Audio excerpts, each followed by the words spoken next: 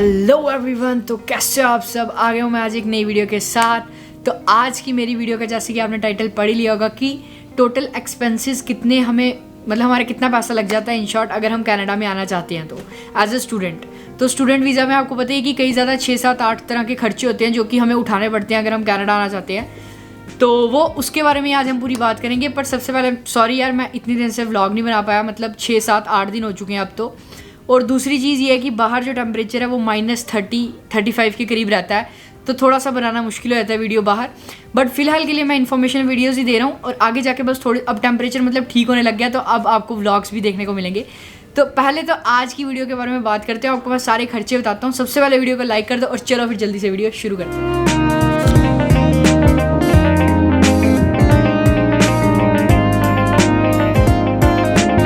तो सबसे पहला बड़ा खर्चा अगर आप कनाडा आना चाहते हो वो होता है यार, जैसे ही आपकी 12th ख़त्म हुई, आपका रिजल्ट आ गया बैचलर्स का या फिर रिजल्ट आ गया, मतलब किसी का भी रिजल्ट आ गया आपकी बैचलर्स या 12th का, उसके बाद आपको आइल्स एग्ज़ाम देना है ना। तो आइल्स एग्ज़ाम एसडीएस कैटेगरी के लिए बहुत इंपॉर्टेंट है। अगर आपको एसडीएस कैटेगरी नहीं पता क्या होती है, आपको मेरी वीडियो मिल जाएगी मेरे चैनल पे, उसके ऊपर भी तो डिटेल में मैंने एसडीएस कैटेगरी को बताया आपको कि क्या होती है, वो क्या क्या चीज़ें उसमें आती हैं, क्या क्या क्लॉजेज हैं, तो वो जाके चेक कर सकते हो। तो एसडीएस कैटेगरी के लिए आपको यार आइल्स एग्ज़ाम बहुत ज़रूरी है। और जैसे कि आपको रिक्वायरमेंट भी पता है कि 6 band not less than 6 for 12th student, 12th class के जो मतलब ग्रेजुएट होते हैं, और उसके बाद जो बैचलर से ग्रेजुएट होते हैं उनके आते हैं 6.5 नॉट लेस देन 6, ये मिनिमम रिक्वायरमेंट है। तो इसके लिए आपको आइल्स एग्ज़ाम देना पड़ेगा, जो कि आइल्स एग्ज़ाम है वो 14,000 के करीब है इंडिया में। पर ये तब है अगर आप कोई कोचिंग नहीं लेते हो।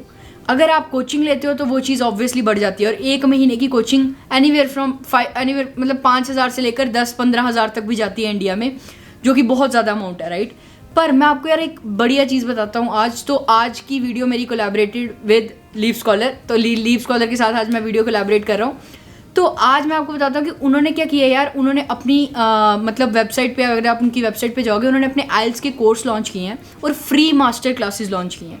तो मतलब अगर देखो यार, सबसे पहले अगर आपको नहीं ज़रूरत आइल्स की कोचिंग की, जैसे मैं था, मैं खाली 10-15 दिन गया था और उसका मैंने पूरे महीने की फ़ीस दी थी, जो कि आई थिंक अराउंड 6-7,000 थी।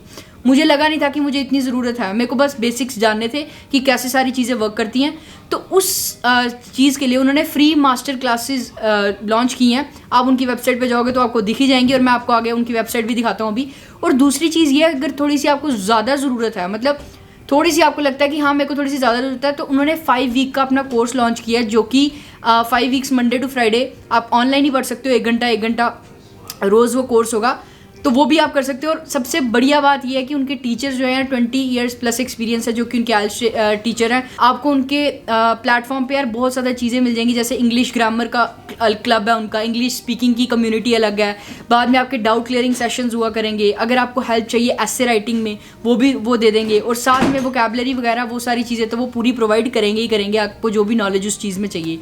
तो मैंने सोचा यार आपको बताना बनता है इस चीज़ के बारे में। और अब मैं आपको लेके चलता हूँ लैपटॉप स्क्रीन पर अपनी, और आपको दिखाता हूँ कि उनकी वेबसाइट पर अगर आपने कैसे भी बुक करना है सेशन, कोई भी, या फ्री हो या फिर 499 में आपको जो उनकी क्लासेस मिल रही हैं।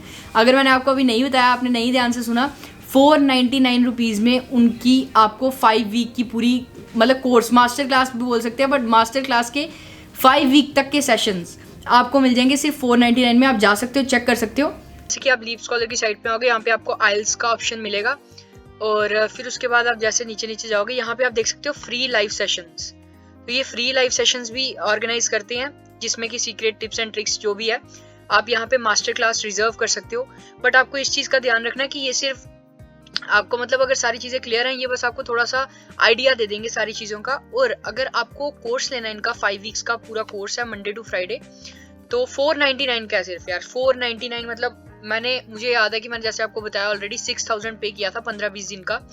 तो 499 का 5 वीक्स का कोर्स है, तो आप ये भी बुक कर सकते हो। और टाइमिंग्स 9 PM to 10 PM, मतलब ऑनलाइन ही होगा कोर्स ये पूरा।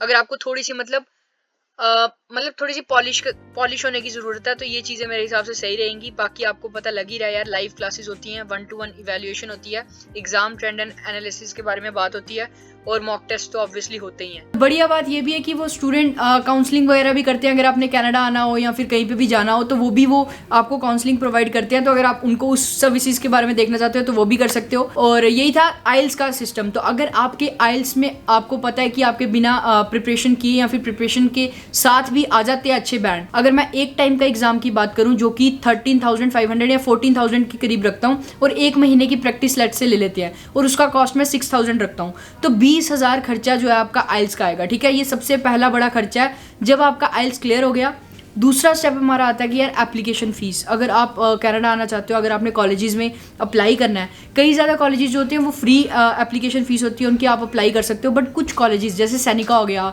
हम्बर हो गया, इन कॉलेजेस की फ़ीस है। तो मतलब ये एनीवेयर बिटवीन $50 to $100 होती है मेरे हिसाब से। तो अगर आप तीन जगह भी अगर आप अप्लाई करते हो फीस वाली जगह, बाकी आप फ्री वाली जगह अप्लाई कर देते हो कॉलेजेस में, तो आपको अप्रॉक्सीमेटली 10 से 15,000 तक का इसका भी खर्चा आएगा।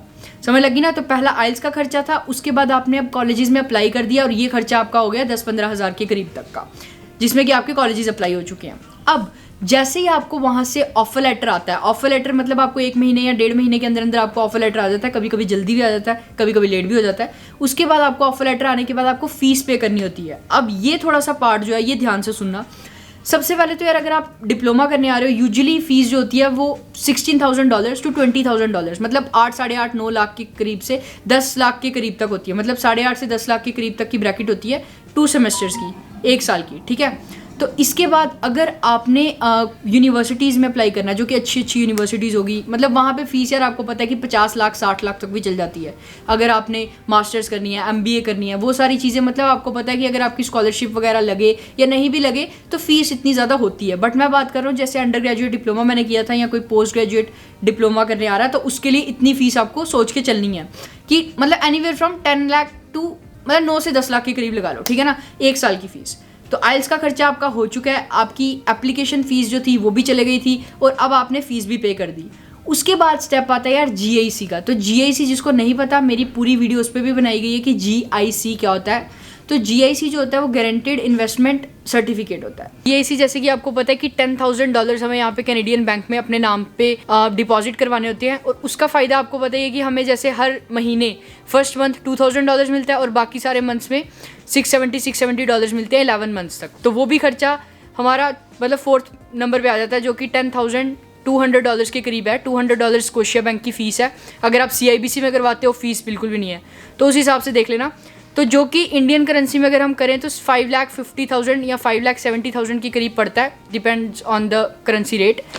और अगली चीज़ GIC के बाद जब आपने फ़ीस और GIC करवा ली, उसके बाद हमें यार आपको पता है हेल्थ चेकअप करवाना पड़ता है वीज़ा के लिए, जो कि फ़ीस उसकी वेरी करती है 5,000 to 10,000। मैंने सुना है किसी किसी की ज़्यादा भी होती है। और मेरे यहाँ पे टैटू है तो मेरे आई थिंक 1,000 रुपीज़ एक्स्ट्रा लगे थे।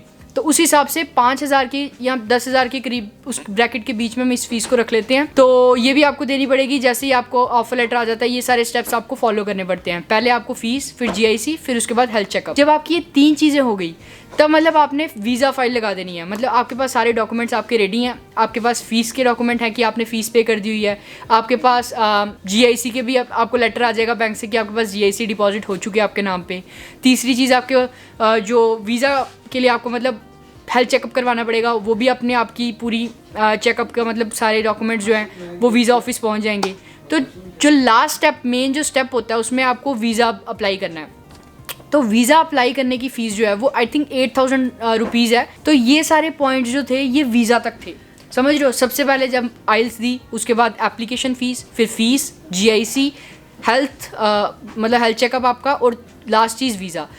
पर बात ऐसी है कि यहाँ पे सारी स्टेप्स नहीं रुकते, यहाँ पे खर्चे नहीं रुकते। बट यहाँ पे ऐसा होता है कि आपके मेन जितने भी स्टेप्स हैं वो हो चुके हैं। बट अब बात आती है जब आपके पास वीज़ा आ जाता है, आपको फ़्लाइट बुकिंग करनी है, राइट। अब जैसे मैंने जनवरी में आना था, मैंने नवंबर में फ़्लाइट बुक की थी अपनी, आई थिंक 15 नवंबर के करीब मैंने फ़्लाइट बुक की थी, 1-1.5 महीना पहले।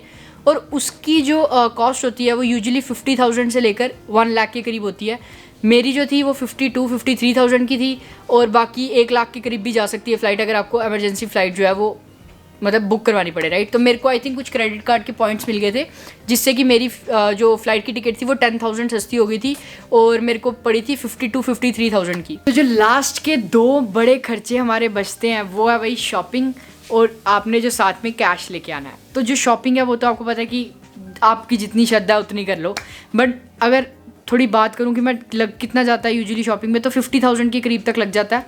बाकी यार कम भी लग जाता है, किसी किसी का ज़्यादा भी लग जाता है। तो जैसे जो बड़े बैग्स थे, मैंने अपने लगेज बैग लिए थे, मेरे पास पहले से नहीं थे, वो मेरे 5,000 का एक आया था, तो वो मेरे 15,000 उसमें लग गया था। और बाकी मैंने कपड़े वगैरह उसी टाइम अच्छे से ले लिए थे, बट मैंने जैकेट्स वगैरह नहीं ली थी खास बड़ी बड़ी, क्योंकि मुझे पता था यहाँ का विंटर जो होगा वो पूरा डिफरेंट होगा इंडिया वाले विंटर से। तो मैंने यहाँ से बस स्वेट शर्ट्स वगैरह ले ली थी, जीन्स वगैरह सब कुछ ले लिया था। तो मैंने 15-20 हज़ार, मतलब टोटल 35,000 मेरा शॉपिंग में लग गया था, और 10-15 हज़ार के बैग आए थे। तो 50,000 मैं लगा के चलता हूँ कि हमारा शॉपिंग में लगेगा, ठीक है। तो लास्ट खर्चा अब जो आता है, जो कि आपने कैश साथ में लेके आना है, या आपने फॉरेक्स कार्ड वगैरह जो भी लेके आना है, ठीक है ना।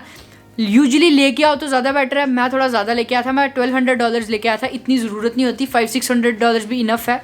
बट आजकल का कोविड टाइम है, तो भाई अगर इस टाइम पे आ रहे हो तो वो फिर आपको पता ही, आप उस हिसाब से देख के आओ कि आपको एयरबीएनबी जो कर रहे हो आप उसमें कितना क्वारंटीन टाइम है आपका, कितना खर्चा होगा उस चीज़ में, और आपका खाने पीने का भी खर्चा 14 दिन का देख के आना पड़ेगा, तो उसमें ज़्यादा लग सकते हैं। बट जो रेगुलर टाइम में जब मैं आया था, जब ऐसा वैसा कुछ नहीं था, तब मैं $1,200 लेके आया था, जो कि ज़्यादा थे, क्योंकि आती ही आपको $2,000 GIC मिल जाएगी। बट ये जो सारे खर्चे थे, तो मतलब अगर आप लाना चाहो तो कैश 400, 500, 600 ले आओ अगर रेगुलर टाइम में आ रहे हो। बाकी मैंने आपको बता ही दिया। तो ये सारे खर्चे जो होते हैं, ये मेन खर्चे थे सारे, मतलब हर एक खर्चा मैंने गिना दिया मेरे हिसाब से, जो कि आपको आ सकता है अगर आप कनाडा आना चाहते हो। बाकी यार वेरी भी कर सकते हैं, अगर आपका आइल्स 2-3 बार आपको देना पड़ जाए तो भी आपको ज़्यादा पैसे लग जाएंगे, है ना। अगर आपकी मतलब कभी किसी का हो ना, बट अगर कभी वीज़ा रिफ्यूज़ हो जाए, दोबारा से वीज़ा अप्लाई करना पड़े, उसमें भी थोड़े एक्स्ट्रा चार्जेस लगते हैं। तो ये सारी चीज़ें अगर आप ऊपर नीचे देख के चलो, तो आपको टोटल जो मैंने आपको बता दिया 17 लाख के करीब, 17-18 लाख के करीब आपका लग जाएगा। बाकी अब आप अपने खर्चे देख सकते हो यार, कि आपको कितने माइन्यूट से माइन्यूट खर्चे कौन से हैं, जो भी आप देख सकते हो कितने लगेंगे आपके। बाकी आपको एक पूरा एस्टीमेट मिल गया कि इतना खर्चा लगा था। और मैं जब आया था मेरा 17 लाख लगा था, क्योंकि मेरी फीस उस टाइम पे थोड़ी कम थी, आजकल थोड़ी सी फीस ज़्यादा हो गई है। तो उम्मीद करता हूँ यार वीडियो अच्छी लगी होगी। अगर वीडियो अच्छी लगी तो लाइक कर देना, इंस्टाग्राम पे फॉलो कर देना, और तब तक के लिए फिर till then take care, bye bye guys, have a good one, stay safe.